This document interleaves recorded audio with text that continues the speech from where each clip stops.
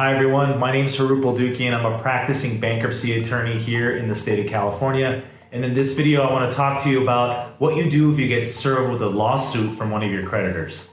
Okay, so you haven't made your credit card payment and let's say American Express is now suing you. Oh my God, how can American Express sue you? You were such a loyal customer, you've had that card for so long, every time you call, they're so nice to you, you've had so many great points, but after missing 3 payments, boom, they filed you with a lawsuit. So what do? Well, you're usually gonna get served with a summons and a complaint. First of all, sorry you got sued by your best friend American Express, but at the end of the day, you gotta do something with that summons and complaint that you're served. When you're served with a summons and complaint, at least here in the state of California, you have 30 days to respond to that summons and complaint.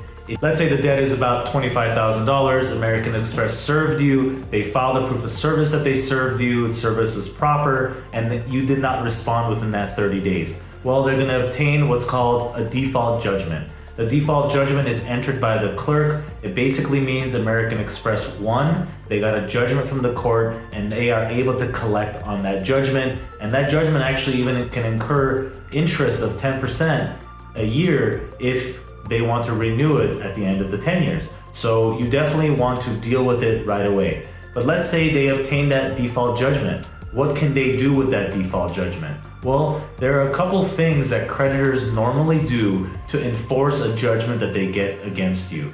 The 3 main things are they either garnish your wages, they either levy a bank account, or they put an involuntary lien on your property. A lot of times creditors will pick one of the 3 things to do. I've seen situations where creditors just do a blanket filing. They'll file an involuntary lien at the county recorder's office against somebody who's never owned a property. A lot of times what I do see is either a wage garnishment or a bank levy. So what is a wage garnishment? Well, if you have, or even a bank levy, they kind of operate in the same way, but they go after your funds from 2 different institutions. One is your payroll department, the other one is going to be directly with your bank.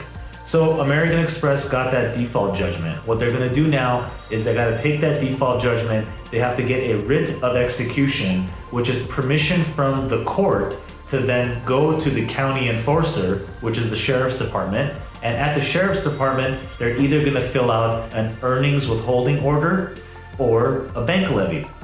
The bank levy notice, they're gonna give your banking information, they're going to the institution, the account number, and the sheriff's department is gonna contact your bank and they're gonna pull money out of your account.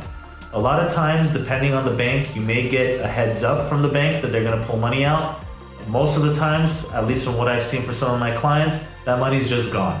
They've contacted me after the money's already been taken out. They get a letter from their bank, let's say it's Wells Fargo or Bank of America or Chase, and says, you know, American Express served us with a bank levy based off of the order that we received or notice from the sheriff's department. X amount of dollars were taken out of your account, have been sent to the sheriff's department. The sheriff's department is the middleman. Sheriff's department holds on to those funds and then they will eventually forward it over to American Express or the attorneys that filed the lawsuit against you for American Express. For an earnings withholding order, that's going to be the wage garnishment that you hear. A lot of people are getting wage garnishments now. So in that same situation, the American Express will take that default judgment. They'll get a writ of execution, which is the permission from the court. They'll take that permission to the sheriff's department, and with the sheriff's department, they'll file an earnings withholding order. And that earnings withholding order gets sent directly to your HR department, to your payroll department. So when you file for a Chapter 7 bankruptcy, the nice thing is it actually stops that wage garnishment, it stops that bank levy, and you can even strip that lien off of your home. You do have to file a separate motion for that. You definitely want to talk to your attorney about the process of doing that. I can't tell you how many times I've had clients call me that had filed a Chapter 7 a few years earlier and their attorney never looked to see if there was an abstract judgment recorded on their property, or they didn't even know that they had been sued and there's an abstract judgment and now they're trying to refinance, and that's when they find out that there was a lien. And that original creditor was in their original Chapter 7 about 7-8 years ago, but the motion to remove that lien was never filed. So we have to reopen the Chapter 7, we have to file the necessary motions, get the appraisal, go through all the necessary steps just to remove a lien that was discharged in a Chapter 7 about 7-8 years prior. So those liens stay there. So you definitely want to address it right away. If you know you've gotten sued, you know there's a default judgment against you, you always want to either pull the civil case summary, you want to either go to the county recorder's office, you want to do your homework to determine exactly what has been recorded against you. So whichever bankruptcy attorney you turn to can properly address those things.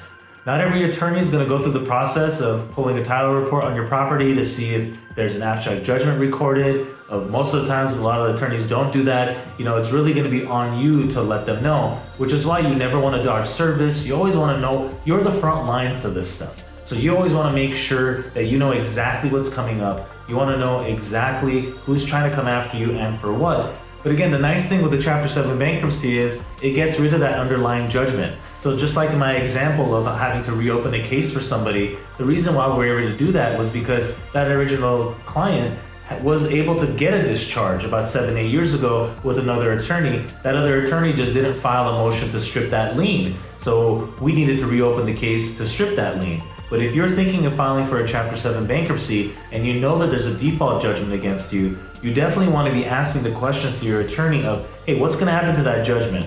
Is there going to be any more enforcement? Are they going to come after me for anything else? Was there a lien recorded against me? Even though I might not have a property, you always want to know these things. That way, when you're in and out of your Chapter 7 bankruptcy about 4 or 5 months, you're not revisiting it again about 7-8 years later.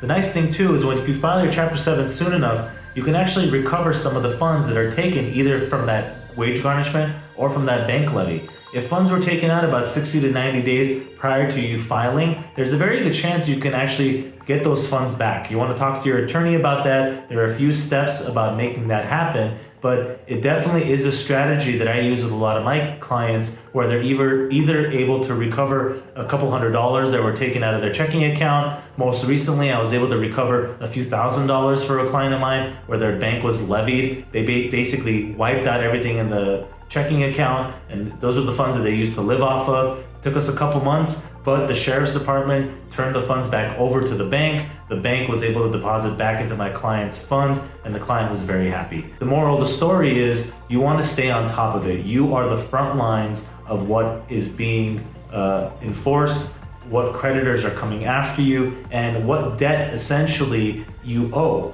That information is going to help your attorney best address what chapter you need to file, when we need to file, how quickly we need to file, and essentially what information needs to be disclosed in order for you to have a successful Chapter 7.